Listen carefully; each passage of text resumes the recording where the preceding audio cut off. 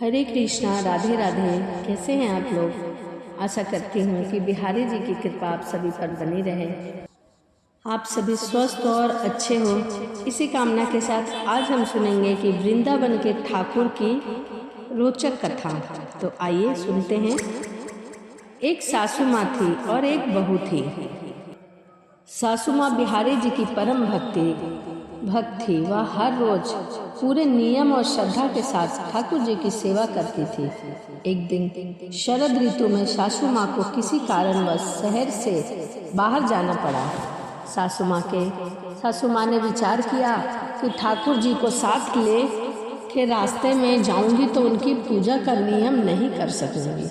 सासू माँ ने विचार किया कि ठाकुर जी का कार्य अब बहू को देना पड़ेगा, लेकिन बहू को तो कोई अक्ल ही नहीं है।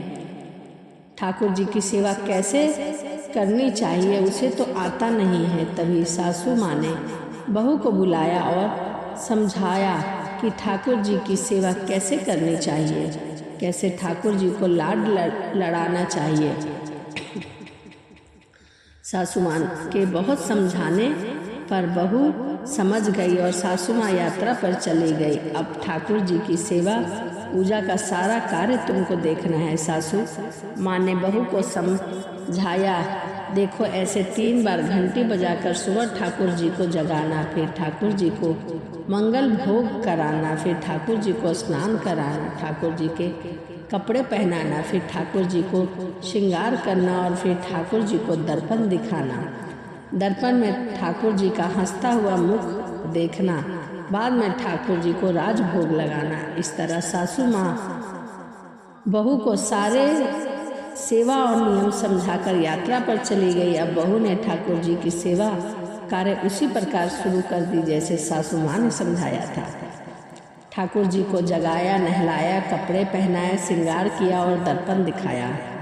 परंतु सासू माँ की कही हुई एक बात उसे और याद आ गई कि सासू माँ ने कहा था कि दर्पण में जब तक ठाकुर जी का हंसता हुआ मुख न देखना तो उसे राजभोग न लगाना। दर्पण में ठाकुर जी का हंसता हुआ मुख न देखकर बहू को बहुत ही आश्चर्य हुआ। बहू ने विचार किया कि शायद मुझसे सेवा में कहीं न कहीं कोई गलती हुई है, इसीलिए ठाकुर जी दर्पण में हंस नहीं रहे, उनका हंसता हुआ मुख दिख नहीं रहा। बहू ने फिर से ठाकुर जी को नहलाया, श्रृंगार किया, दर्पण दिखाया, लेकिन फिर भी ठाकुर जी हंसता हुआ मुख नहीं दिखा। बहू ने फिर विचार किया कि शायद फिर कुछ गलती हो गई है। बहू ने फिर से ठाकुर जी को नहलाया, श्रृंगार किया, दर्पण दिखाया। जब ठाकुर जी का हंसता हुआ मुख नहीं दिखा तो बहू ने फिर से ठाकुर जी को नहलाया। ऐसे ही करते करते आधा दिन बीत गया। ठाकुर जी को 12 बार स्नान कराकर श्रृंगार करके बहू ने दर्पण दिखाया, मगर ठाकुर जी हंसे ही नहीं। अब बहू ने जब 13वीं बार फिर से ठाकुर जी को नहलाने की तैयारी की, तब ठाकुर जी मन ही मन विचार करने लगे कि यदि मैं नहीं हंसा तो यह मुझे फिर नहला देगी, आज पूरा दिन नहलाती रहेगी। जब बहू ने ठाकुर जी को नहलाने के लिए कपड़े उतारे, नहलाया, श्रृंगार किया और दर्पण दिखाया, जब बहू ने जैसे ही ठाकुर जी को दर्पण दिखाया तो ठाकुर जी अपनी मनमोहनी मंद मंद मुस्कान में हंस पड़े। बहू को संतोष हुआ कि अब ठाकुर जी को मेरी सेवा स्वीकार हो गई है। अब वह हर रोज का यही नियम बन गया। ठाकुर जी रोज हंसते, सेवा करते करते अब तो ऐसा हो गया कि बहू जब भी ठाकुर जी के कमरे में जाती, बहू को देखकर ठाकुर जी को हंसना पड़ता।